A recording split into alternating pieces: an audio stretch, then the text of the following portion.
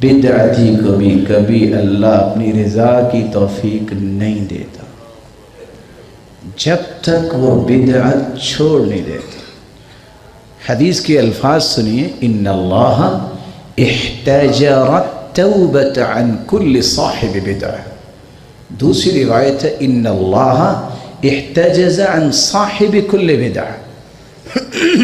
और तीसरी जगह इह्तजज़, बिदअती की तौबा कबूल नहीं होती, बिदअती के सामने अल्लाह ने पर्दा लगा दिया है, बिदअती की तौबा को रोक लिया है। जब तक बिदअत छोड़ नहीं देता उस वक्त तक उसकी तौबा ही कबूल नहीं है। बकिया काम तो बाद में है। और हसन बसरी रहमतुल्लाह अलैह क्या बयान करते हैं कि उसके ना फ़राइज़ कबूल हैं ना नवाफिल कबूल हैं, ला हज्जन वला सौमन वला सलातन, ना उसकी नमाज ना रोज़ा ना हज कबूल है। इसलिए ज़िंदगी में दुआ ये किया करें, अल्लाह शिरक और बिदत की हमें हवा भी ना लगे। तीसरी और आखिरी गुजारिश, शेख मोहतरम ने तो पता नहीं क्या कहना था, मैं वैसे एक बात कह देता हूँ जो कि 3 मिनट मेरे तो होने वाले हैं। अभी आपने हदीस सुनी है कि तौफीक कैसे मिल सकती है।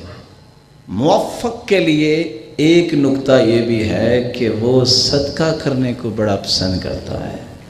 और रसूल अकरम सल्लल्लाहु अलैहि वसल्लम ने फरमाया 70 शैतानों के मुंह बंद हो जाते हैं जब बंदा सदका करता है।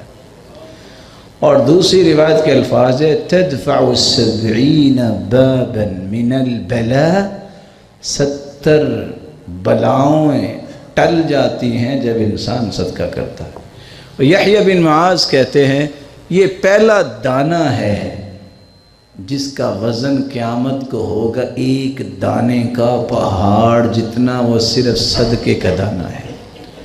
और अल्लाह अज़्ज़ल जलाल तौफ़ीक़ अता फ़रमाए।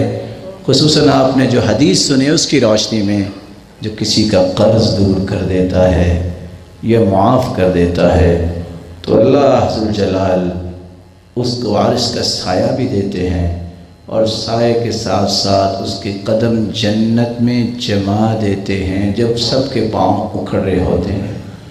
तो आपके इल्म में है, जिस तरह बहुत सारे मदारिस और मसाजिद दीन की तरफ लोगों को बुला रहे हैं, उनमें से एक ये भी एक प्यारा इदारा है। तो अगर इस पे भी किसी किस्म का कर्ज़ हो तो हमें किसी की गर्ज़ नहीं होनी चाहिए, रब की रज़ा गर्ज़ होनी चाहिए और इन कर्ज़ों को दूर करने की कोशिश करनी चाहिए।